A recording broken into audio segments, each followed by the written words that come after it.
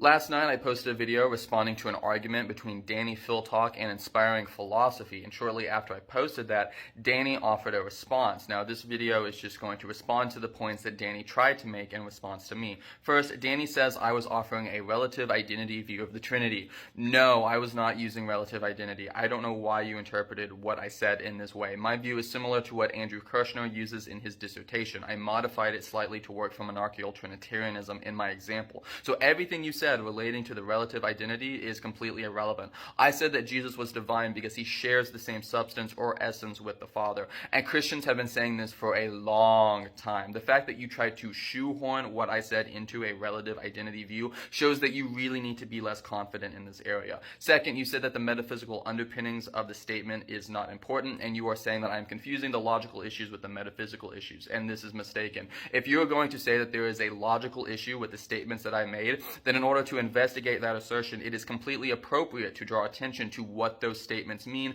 and how their truth conditions are met. In fact, not doing this is exactly what leads to equivocation fallacies. Suppose I said Socrates is Greek. Greek is a language, therefore Socrates is a language. And you said, hey, Garb, that doesn't work because you are equivocating the word Greek. It would be silly for me to respond and say, oh, well, you're just confusing the metaphysical with the logical, the metaphysical underpinnings of the statement, they don't matter. But that is essentially what you're doing here with me. I am pointing out that once we elaborate and clarify what is meant by the statements, that there is no issue.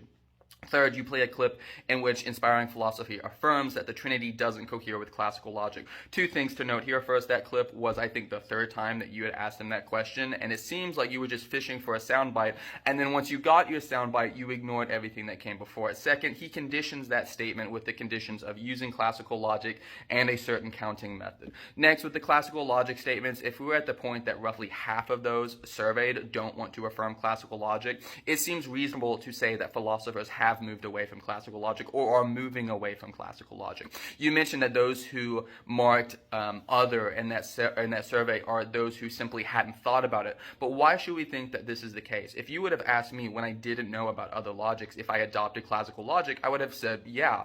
Now, I don't know why you were assuming that those who haven't thought about the issue are the ones who answered others, and those who answered saying they affirm classical logic were all people who were just highly informed on this matter. It's worth noting in general also that the survey you cited has been critiqued by several philosophers for reasons that I think are reasonable, and so putting too much weight on this in general seems unwise. Next, you say that the Church Fathers didn't have non-classical logic. So if we admit that the Trinity doesn't work under classical logic, we supposedly have a problem. No. Logic in general has been developed, and it's been developed since what they were using in their day to the point that it is now.